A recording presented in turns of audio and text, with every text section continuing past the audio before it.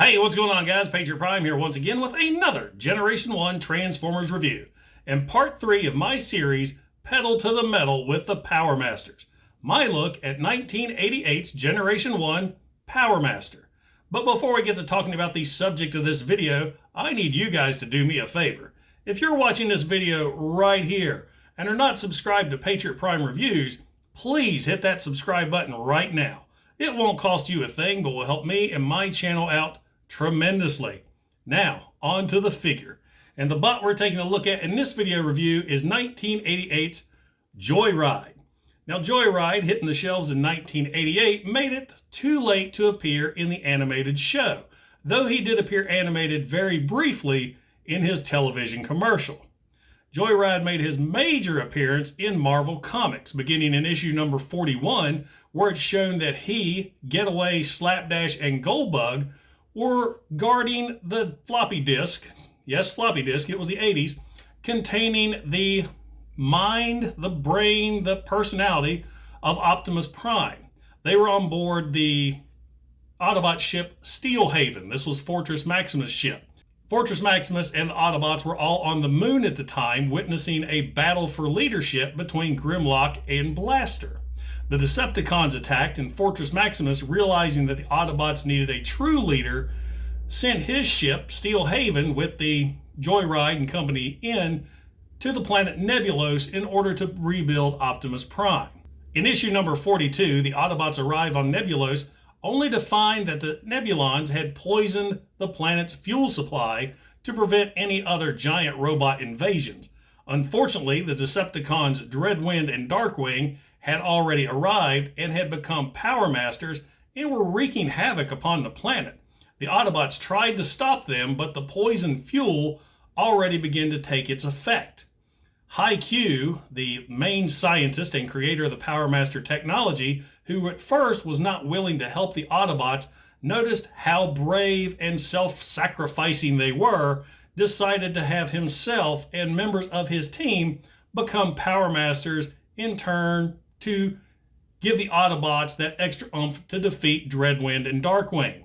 After the duo of diabolical Decepticons was defeated, Joyride, along with the other Powermasters, abandoned the planet Nebulos because they felt, since they were now warring robots, they weren't allowed or shouldn't belong on their own planet, and they left Nebulon, heading to Earth. Joyride then is nothing more than a background character. Every now and then you'll see him lounging around the Ark, and up until issue 75, that's all he was. Issue 75 is where he met his end fighting Unicron.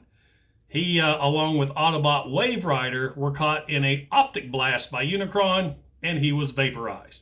And that right there wraps up the history of Joyride. So without further ado, let's take a look at this classic vintage Transformer. And welcome to Patriot Prime Reviews.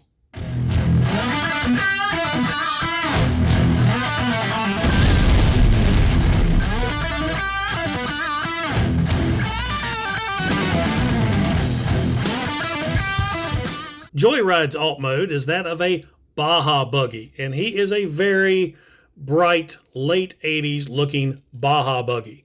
But this thing has some fantastic molded details on it.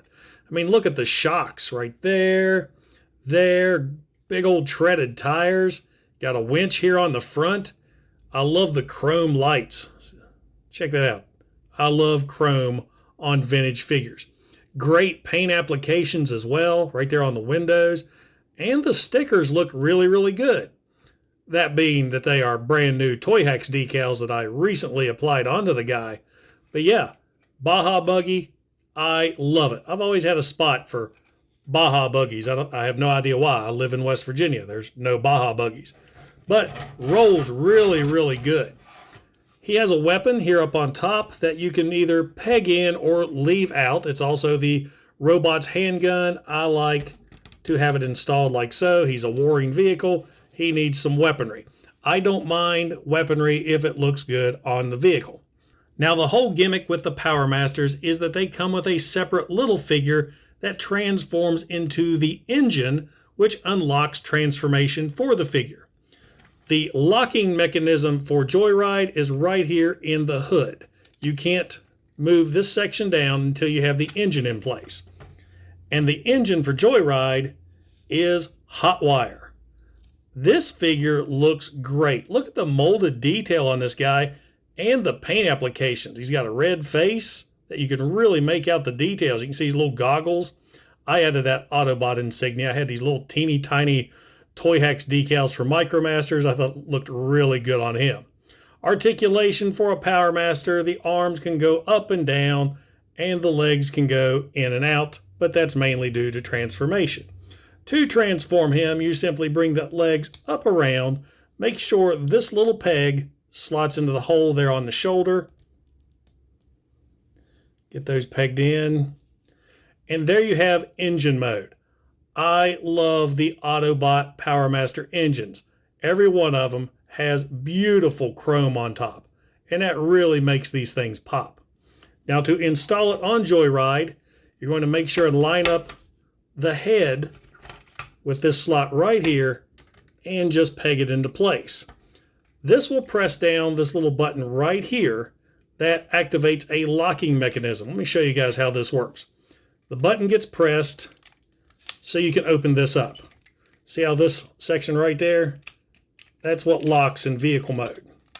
This is my second Joyride. The first Joyride I got had a big section broke out right here where little Timmy, that bastard, apparently lost his Powermaster and snapped the figure trying to transform him. Damn you, Timmy. So anyway, we'll go ahead and attach hot wire. Get him in there. I think that looks really good. I dig it. Now, one problem I have with Powermasters, the whole gimmick is they have to turn into the engine to unlock robot mode. I feel it should be reversed. I mean, if they're going to be the engine, they need to be more involved in transforming them to vehicle mode. But that's me. So that's popped in. But what you want to do first is take the back section. Let's remove the weapon.